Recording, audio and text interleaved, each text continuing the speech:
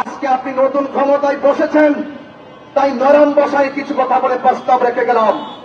যদি আপনিও যদি সেই সত্তর মহাজন ইউনূসের মতো আপনি যদি সেই খুনিদেরকে শাস্তি দিতে বিলম্ব করেন, একদিন এই শান্তিপ্রিয় জনতা আপনার বিপরীতে মাঠে নামতে বাধ্য হবে। আসসালামু আলাইকুম রহমতুল্লাহ। মাওলানা রৌসুদ্দিন রহমতুল্লাহ আলাইহির হত্যার বিচারের দাবিতে 27 এপ্রিল ঢাকা প্রেস ক্লাবে বিক্ষোভ মিছিল ও বিক্ষোভ সমাবেশ করা হয়েছে।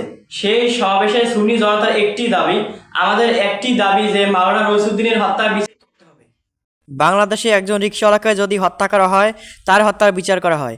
একজন অটোওয়ালাকে যদি হত্যা করা হয়, তার হত্যার বিচার করা হয়। একজন টোকাইকে হত্যা করা হলে তার হত্যারও বিচার করা হয়।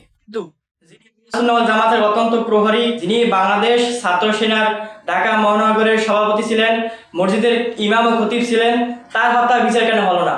1 বছর হয়ে গেল, ইউনূসের সময় হত্যা করা হয়েছে, ইউনূসের আমলে হত্যা করা হয়েছে। সে হত্যার মামলাটা নিতে দেরি করেছে এবং সে এই 1 বছরে হত্যার বিচারটা করতে পারলো না। মাওলানা গিয়াসউদ্দিন তাহিরি হুজুর বলেছে, আমরা বাংলাদেশের অশান্তি চাই না, আমরা এই দেশের শত্রু নয়, আমরা এই দেশের শান্তি চাই, আমরা মানুষের অধিকার প্রতিষ্ঠা করতে চাই, আমরা বাংলাদেশের ন্যায় ও ইনসাফ কায়েম করতে চাই। এই বাংলাদেশে 70% জনতা আহলে সুন্নাত ওয়াল জামাতের অনুসারী। তো তাদের হৃদয়ে আঘাত দিয়ে কেউ কোনোদিন সামনে অগ্রসর হতে পারবে না, তাদের সাথে গাদ্দারি করে কেউ কোনোদিন উপরে উঠতে পারবে না। এই দেশের 70% জনতা আহলে সুন্নাত ওয়াল জামাতের অনুসারী। তো তারপরেও আমাদের প্রতি কেন অবহেলা? আমরা হুজুররা কি বাংলাদেশ ভেসে আসছি নাকি?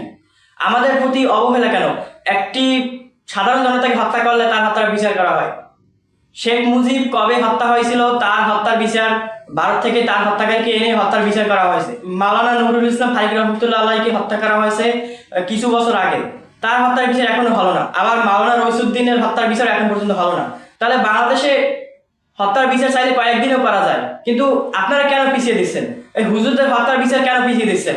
এরকম করলে আপনি বাংলাদেশের নতুন প্রধানমন্ত্রী 2 মাস হয়েছে, আপনি যদি এই হুজুরদের হত্যার বিচার না করেন, আপনি যদি আহলে সুন্নাত ওয়াল জামাতের যে আবেদন, যে আশা আকাঙ্ক্ষা, এগুলো সম্পূর্ণ করতে না পারেন, হত্যার বিচার করতে না পারেন, তাহলে একসময় দেখবেন সুন্নি জনতা আপনার বিরুদ্ধে নেমে যাবে, তখন আপনার করার কিছুই থাকবে না। আমরা তো বাংলাদেশে অশান্তি সৃষ্টি চাই না, আমরা চাই বাংলাদেশে সঠিকভাবে ইসলাম কায়েম করতে, বাংলাদেশে যাতে কোনো অন্যায় হলে তার প্রতিবাদ হয়। আমরা শুধু এতটুকুই চাই, আমরা তো এর বেশি কিছু চাই না। তাহলে আপনারা আমাদের প্রতি কেন এত অবহেলা?